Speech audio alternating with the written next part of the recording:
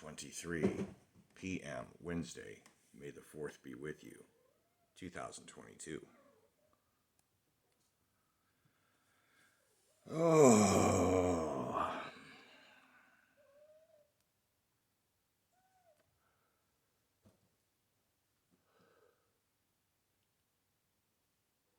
I am well rested.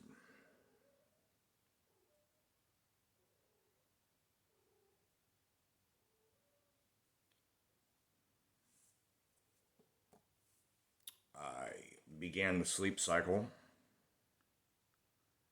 about 9 o'clock p.m. Slept in chunk of an hour and a half. Was up for about 45 minutes. Went down for, I think, another 2.5. Up for one more. Had a cigarette, glass of water, bathroom. Back to sleep for about 3 hours. Up. I think that was about. And I laid there kind of half in, half out for like an hour. At each of those points of waking, I also did cat movement exchange, just because that's how the routine goes. Anytime I'm asleep and the cat's, if I wake up, somebody's restless, here you go, outside. Now that it's not wintertime, I can do that. That's pretty cool. Woke up at like 9. Stayed up for about 3 hours. Laid back down for 45 minutes. Up for 15. Down for another couple, or hour and a half or something. I don't know. I've been up for a minute now. It's not laziness. I didn't have my massive day off after the week rest. I mean, I also didn't work a 5-day week of 50 hours, so it wasn't like I was dying from it. I had to get my tire business taken care of, and boy, let me tell you.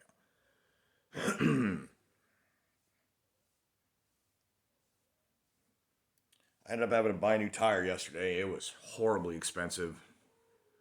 Um, Not like outrageously beyond like, my God, 100% No, it was just, but the price has gone up a little bit, and it sucked.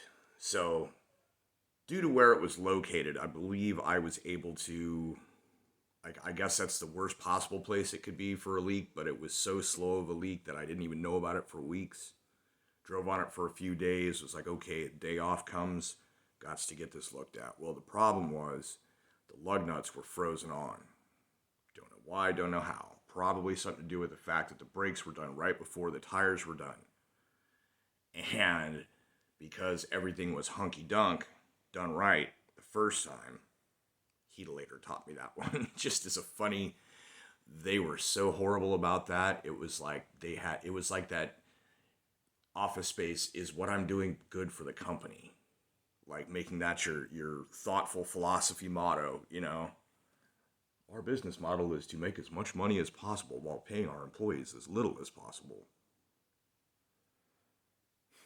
They didn't do that, but like their safety culture was insane because they wanted to avoid uh, any kind of need to do compensation or treatment of whatever.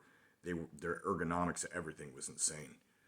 One of the things that they had was a series of mottos that were like how to do this, and I'm thinking this was like a Swedish company model or something, and it basically that the thing was like do it right the first time.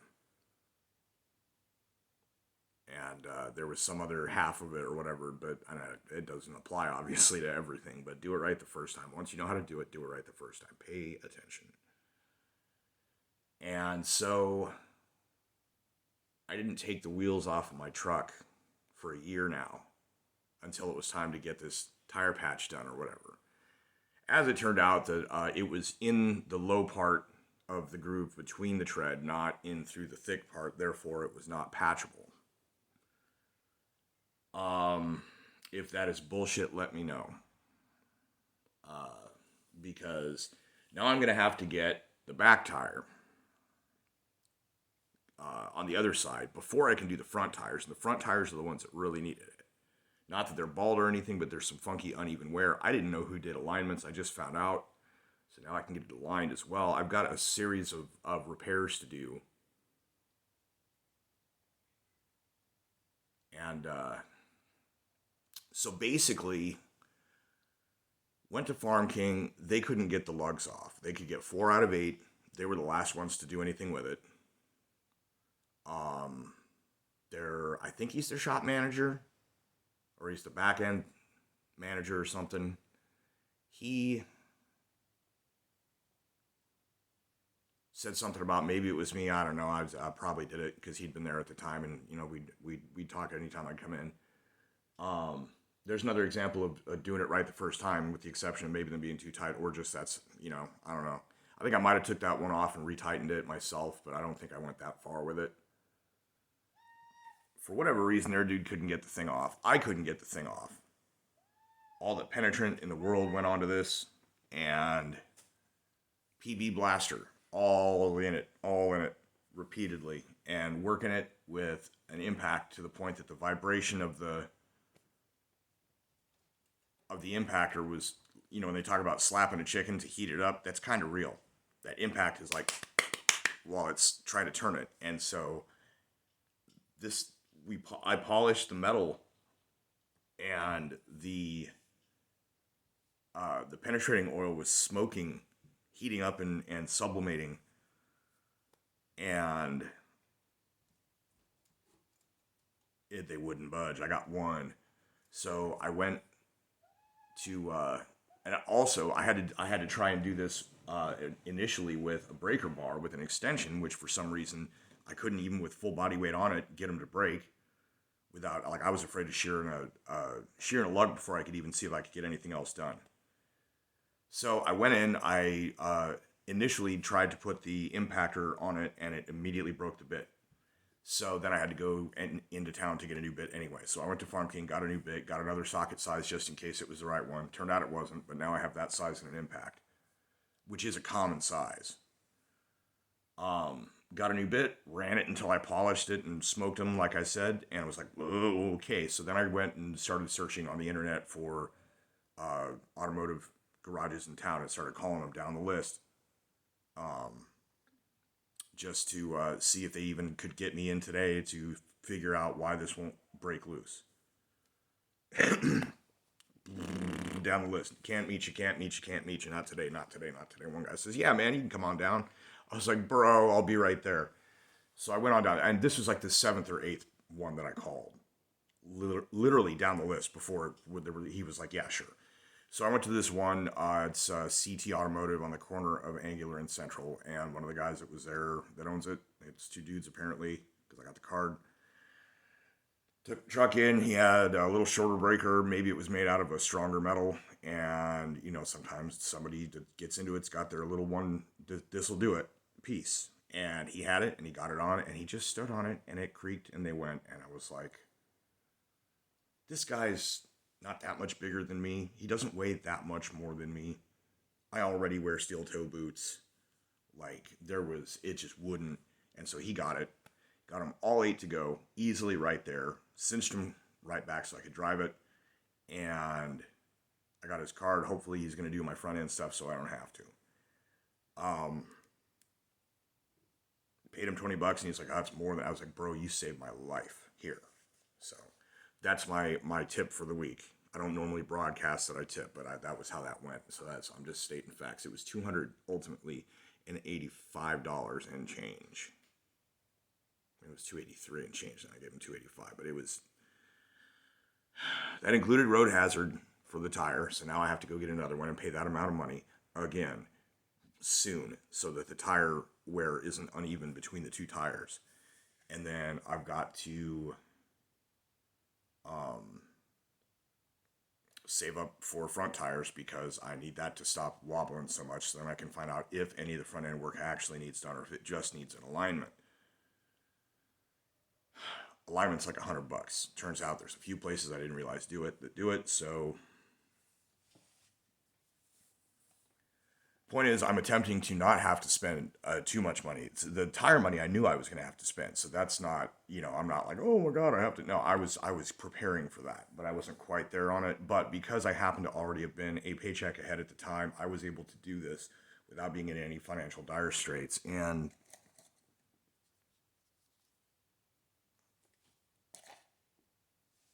I'm not broke, and the jar still has all the change in it. So, signs that you're doing something right.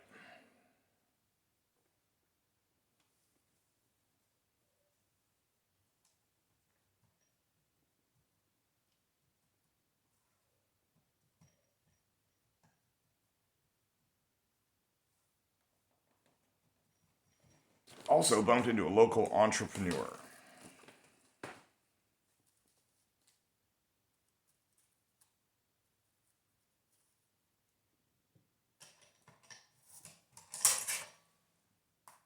I don't know if it meant anything or not. I have not analyzed really much of anything of it other than the relationships to me, the degrees of separation, which is very simple.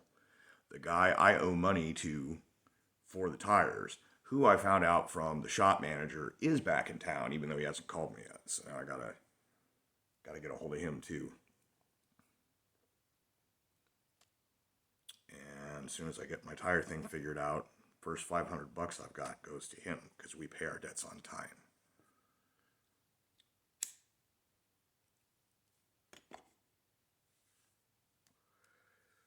It's been a year.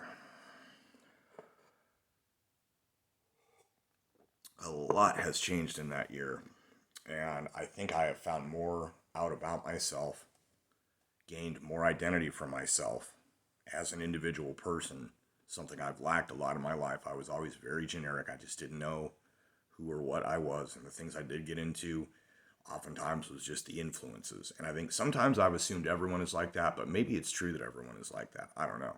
I haven't examined that for a while.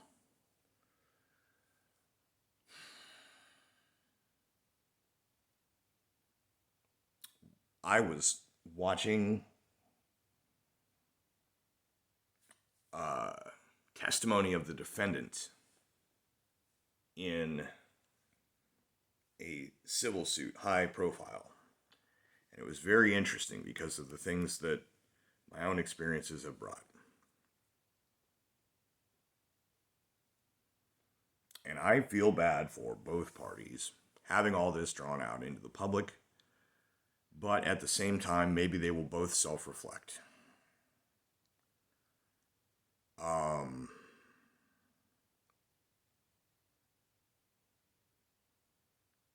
I'm not sure how far the the analysis of this case is going to be by the people who are streaming it, talking about it, etc. Even the news too. See, the more you know about psychology, the harder it is to judge people for anything they do. So, if the testimony to the life story, rosy though it is, or so it sounds,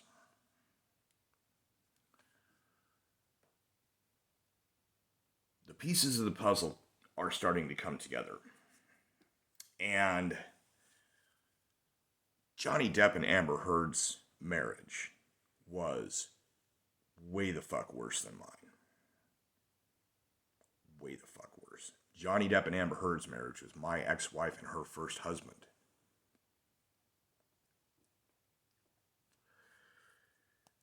She may have pushed my buttons to cause me to follow her to the next room because she had a tendency, a specific move she did, that if she was trying to push my buttons, she would push my buttons right before skipping out the room. It was the same thing that she taught her son to do, which she would then do, getting into an argument with me right before the end of the marriage. And this is one of the things that I was told by her in her final statement to me was considered abuse. Now, I recognize that the behavior is typically a kind of abuse. However, I wasn't cornering anyone. I wasn't chasing someone who was trying to end the argument. She would chase me when I would try and end the argument.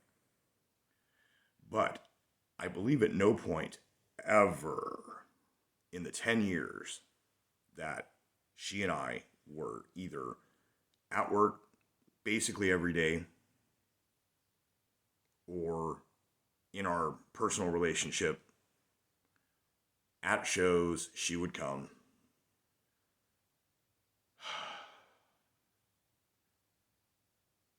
She got divorced, moved in with me. We got married a year later, spent almost 7 years together, I believe. Well, I think maybe, yeah, about 7 years. And another 2 to 3 years, about 3 years to the point where the divorce was finalized. Well, in court and being finalized. So, yeah, about 3 and a quarter. So, yeah, 3 years. And at no point in any of that time did I ever come to a point where she was even chasing me or blocking me from leaving an argument to physically grab her by the shoulders, put her somewhere, and leave the room. It never got to that. For that, I am thankful.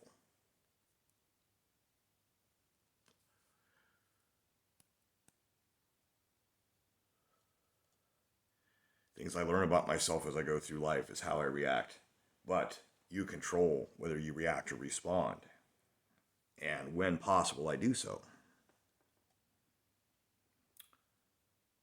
Today, Ms. Heard had her hair done up to look like Dr. Curry from yesterday. Yesterday, what was her name? I don't even remember. There was a psychologist brought in by Heard's team. There was an immediate, obvious thing going on where, if you look at everything around Amber and her team, she has to be the prettiest one. There is real narcissism going on now. At the time, maybe not so much, but I think these things have roots. Her dad broke horses in this little town in Texas, and she did little local theater bit parts until she got noticed. Somebody said, she'd do stuff in Austin. Little girl from the countryside goes to the big city. Then she eventually goes to LA, gets a job after casting for the Rum Diary, which was a Hunter S. Thompson thing. This is where we get into the real psychology part. She had to interview, and they just sat, her and him, and talked about stuff. Because he was trying to look for someone to have the same kind of chemistry as what Hunter Thompson would have personally described to him in learning about his character to do Fear and Loathing. He got to know the guy because Johnny's a method actor. There's where the psychology comes in. Method actors have a hard time also finding an identity. Reverting back to their original person from before is very difficult. They feel more fake that way than anything else because they get into all of their other parts. And in Johnny's case, being one of the best ever, it's because he goes all in. That would be in terms of Tropic Thunder, when they say never go full retard. Well, he went full pirate. He went full cowboy. He went full Dr. Gonzo.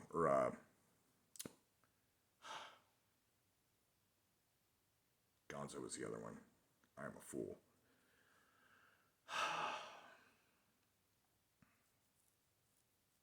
Duke.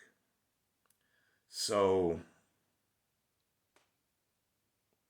he cast her for this movie, called her The American Dream.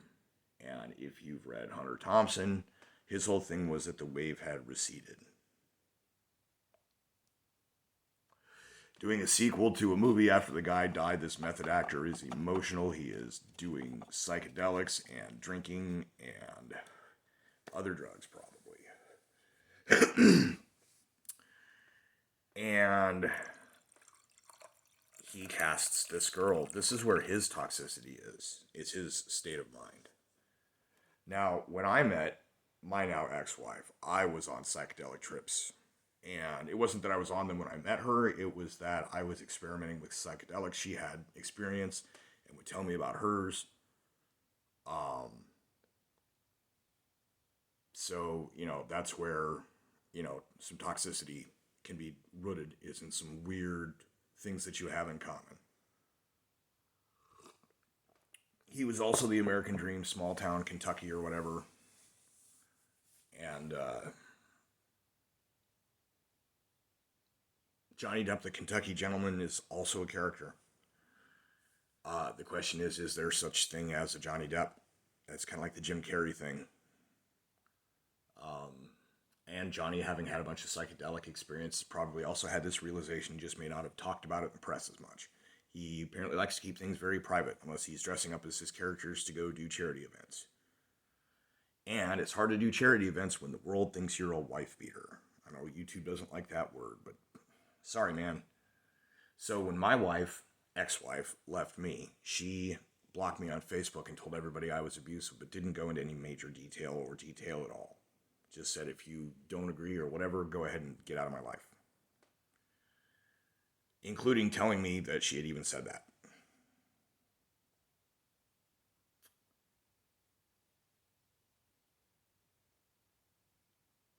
The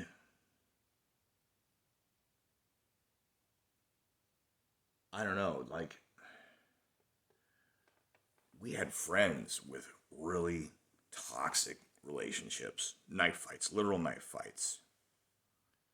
And both parties involved were very damaged goods. In one case, there was like brain damage too. Uh, Knife fights. It's bad. But they believe women more often. What are you going to do? Call him your man, right? It was an equally toxic thing. But one got the bad attention and one got the sympathy attention. Um, I feel bad for them for having it fully dragged into public. And the thing is, though, you have to drag it into public to clear the air.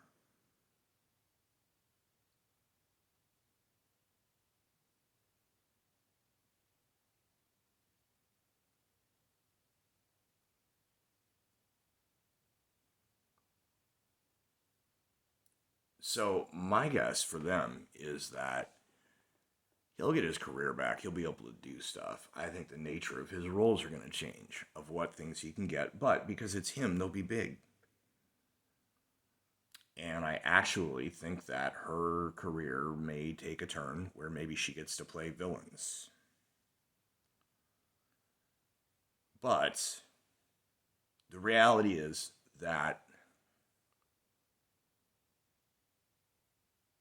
if her story is true, cross examination has yet to occur, but based on what she said, even there, even in the rosiest,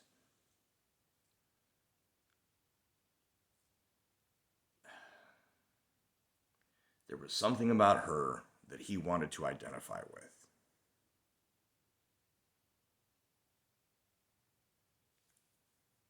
On some weird lizard brain level that drove his actions.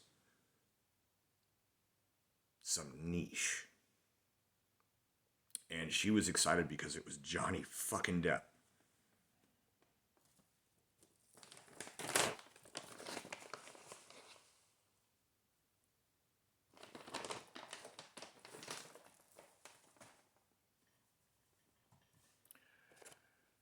So, yeah.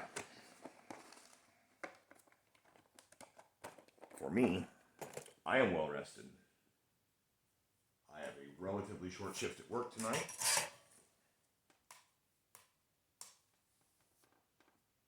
I was going to head in early and do some repairs, and I decided instead, rather than do some parking lot crap in the mid-afternoon. Yeah, it was sunny. It was not, not warm, but not cold. I decided to keep napping because it just was. It's not lazy. I am well rested. I am sipping my coffee here, and when this video is over, it's going to be a couple minutes before I get ready to go. And, let's see what this Wednesday is. Hopefully, some weird news about things don't have people in such a tizzy that they're going to, order food and not tip or not order. So we'll see. As a rush, that means I don't have to stay all night either way. I may get there and they say, hold off. Or it may be busy. That would be cool too.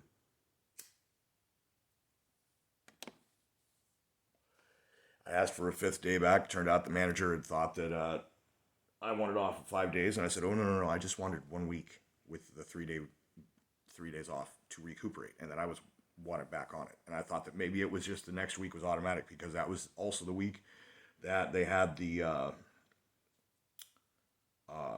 other manager guy that wreaked havoc. And automatic schedule posting or whatever. But yeah, no. So anyways, so now this week is a rush. We'll see what next week is. I can use the big hours because I'm going to have to try and get back to being a paycheck ahead again. So I can make sure that I've got, other things that are going to need done, be able to be taken care of without falling behind on everything. Payday is Friday. Cash I make over the weekend, and that should be, keeping me on keel at least. So that's good. Yeah, that's all I got.